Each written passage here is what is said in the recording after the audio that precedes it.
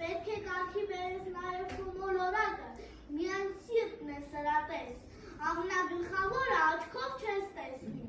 լինի դատում, աստղ կամ անապատ, դրանցից ամենագեղեցիկն այն է, որ աչքով չես տեսնի, հավիտյան պատասխանատու ես նրա համար, ում ընտելացրել ես։ Ահա մեր տեզերքում հայտնվեց մոլորակ, փոքրիկ իշխան անվամբ, էլ ինչ մոլորակ հիմա ստեղծենք։ Իսկ ես երեք հայտնվել էի թումանյանական հեքիաթների աշխարհում։ Սկզբում տերն ու ծառան վիճում էին, ծառան անընդհատ փորձում էր բարկացնել իր տիրոջը։ Իսկ գիտեք թե տերն ինձ ինչ ասաց։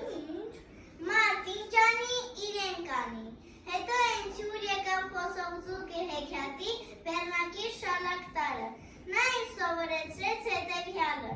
կենդանին էր մեզ նման շունչ կենդանի է։ Նա էր մեզ նման ծնող ունի, ընկեր ունի, աշխարհից բան է հասկանում, ուրախություն ու ցավ է զգում։ Հետո ինձ հետ սկսեց խոսել Քաջ Նազարը։ Նա ասում է. ինչ քաջություն, ինչ խելք, ինչ հանճար, դատարկ բաներ են բոլորը, բանը մարդուս բախտն է, բախտ ունես քեֆ արա։ Շատ լավ, ահա ևս մեկ մոլորակ, որը կկոչենք Թումանյանի հեքիաթները։ Այդ մոլորակի բնակիչները կլինեն Քաջ Նազարը, Կիկոսը, Չավչավ թագավորը, բեռնակիր շալակտարը,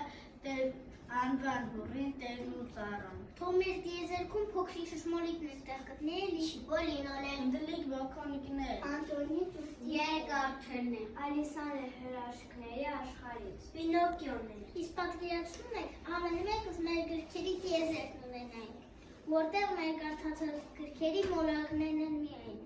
Իսկ ինչ կկատարվի, եթե բոլոր գրքերը մի տիեզեր կազմեն։ Կարծում եմ այն մեր շրջապատող տիեզերքից ոչինչով չի տարբերվի։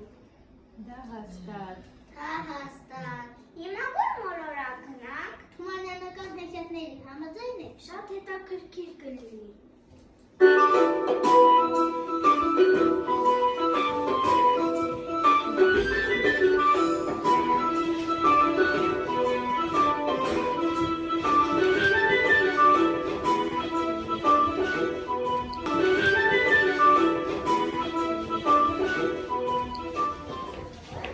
Հայ ժողովրդական հեքիաթները բանակցության ամենասիրված ու տարածված ժանրերից են։ Դրանք ունեն տարավոր պատմություններ և եղել են շատ կենսական։ Հեքիաթները պատմվում են փոխանցվելով բերանից բերան, մի ժողովուրդից մյուսը։ Հեքիաթներում մարդն արտահայտում է իր երազանքը, տենչում դրանց իրականացումը, նաև դրանք իրականացում հեքիաթի բովանդակության ողջ ընթացքի վերջում։ ժողովրդական հեքիաթների նկատմամբ անսահման սեր է ունեցել Հովհաննես Թումանյանը։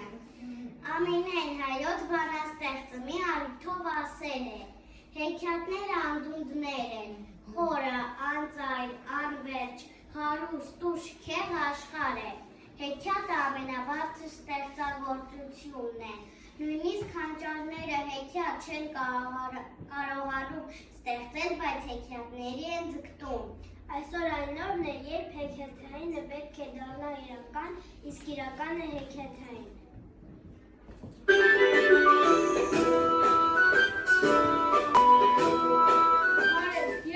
Ես Կիկոսն եմ։ Կիկոսի մահը հեքիաթի գլխավոր կերպարն է։ Այս հեքիաթը Հովհաննես Թումանյանը գրել է 1913 թվականին։ Հեքիաթը պատմում է մի ընտանիքի հիվանդը երևակայության մասին։ Հեքիաթի հիման վրա նկարահանվել է Կիկոսի մահ մուլտֆիլմը։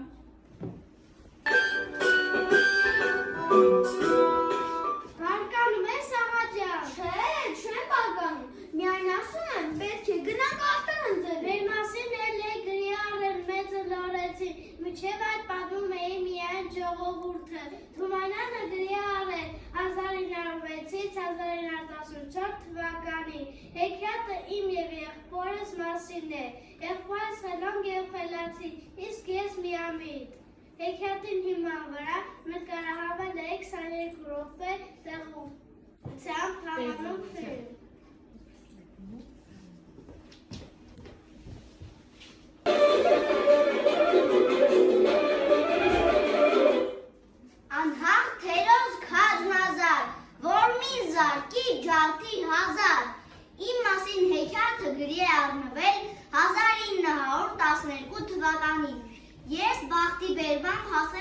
իշխանության։ Այդ ժամանակ Թումանյանը ձեռքի տակ ունեցել է բազմաթիվ հեքիաթների տարբերակներ՝ գերմանական, ռուսական, վրացական և հայկական։ Այդ առումով մենք հրկերներ ենք Քաջն Ազար, ես էլ չեմ սիրում աշխատել, ինձ անվան հուրի են ասում, բան ի՞նչ անեմ, կեղտոտ է, բաբակը կորիզոտ է, մաստան պիտի գործամեր, կտերը պիտի կաներ, ուտեմ, խմեմ, մթնին, քնեմ։ Ոչ, սխալվում եք, աշխատանքը մարդ ամեն բարիքի, իսկ ունությունը չարիքի, աշխատանքը բացառապես հատուկ է մարդու և վճռական դեր է ունեցել նրա ձևավորման գործում։ Աշխատանքը անխուսելիորեն կապված է մարդկային հասարակության զարգացման հետ։ Աշխատանքի օգնությամբ է ստեղծվել մարդկության բոլոր բարիքները։ Աշխատանքը գեղեցկացնում է մարդուն։ Մարդն էլի հերթի են գեղեցկացնում է տվյալ աշխատանքը։ Այո, բեռնակի սորակը, կարևոր է ինձ խղճած մի բուր։ Կուտ տվեց, ես կուտը տարա հավին, հավը ձուն տվեց, ձուն տարա չաչուն, չաչին ուլունք տվեց, ուլունքը տարա աղջկան, աղջիկը կուզ տվեց, կուզը տարա աղբյուրին, աղբյուրը ջուր տվեց, ջուրը տարա արտին, արտը խոտ տվեց, խոտը տարա կովին, կովը կաց տվեց, կացը տարա պարավին, կծմծեցի վարդության սանկերներից։ Ես էլ Թումանյանի հեքիաթներից մեկի գլխավոր հերոսն եմ։ Իմ մասին հեքիաթը լույս է տեսել 1908 թվականին։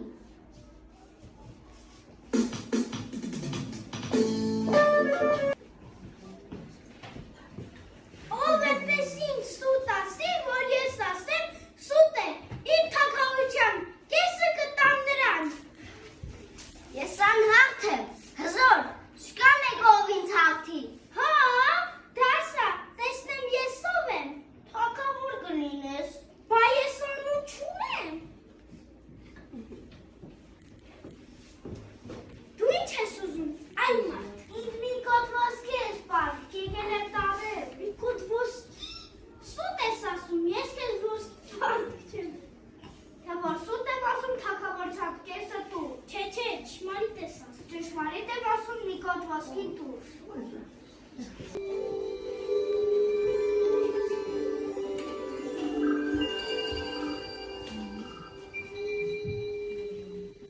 Դուք ովքեր եք, որտեղից։ Ես բարի փերին եմ, հայտնվում եմ այնտեղ, որտեղ բարությունն է տիրում։ Ես լսեցի, որ դուք գրքերի մասին եք խոսում։ Շատ խորհրդավոր եք, կեցեք, թե որ դուք այդքան հետաքրքրասեր եք, մենք ձեզ կպատմենք գրքի մասին։ Այսօր դուք սովոր եք հանդիպել դիաեջերից, գեղեցիկ, նկարազարդ կազմերից պատրաստված գրքերի։ Եվ ձեր տիեզերքն էլ հենց այդպիսի մոլորակներից եք կառուցել, բայց այդ գեղեցիկ գրքերի նախատիպը ամենևին նման չնրանց։ Այո, երբ մենք գնացել էինք մատենադարան, տեսանք նաև քարե արձանագրություն։ Քարե արձանագրություն կտեսնեք նաև Էրեբունի թանգարանում։ Քարե արձանագրությունը Էրեբունի ամրոցի կառուցման մասին է։ Կառուցվել է Արկիշտի աշխայի կողմից և անվանվել Էրեբունի։ Նախնավերյան ժամանակներից Հայաստանում պահպանվել են ժայռերի և քարանձավների պատերին փորագրված պատկերներ և նշանանքներ։ Գիրքը լինի էլեկտրոնային թե առարկայական հեքիաթային մի լամպ է, որը մարդուն լույս է պարգևում կյանքի ամենահեռու և մութ ճանապարհներին։ Բայց ինձ այն դուր չի գալիս։ Ուզում եմ ձեռքս առնել այդ հրաշքը, շոշափել, թերթել, զգալ գրքի բույրը։ Ես էլ չեմ սիրում էլեկտրոնային գրքեր կարդալ։ Գիրքը լինի էլեկտրոնային թե առարկայական հեքիաթային մի լամպ է, որը մարդուն լույս է պարգևում կյանքի ամենահեռու և մութ ճանապարհներին։ Գրքեր կան ժողովուրդներ են դաստիարակում, բարձրացնում, կռում նրանց կամքը, պահում, պաշտպանում։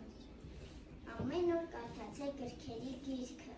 Աստվածաշունչը և ընդհանրապես ամեն օր կարդացեք։ Ահա իմ փոքրիկ պատգամը ձեզ։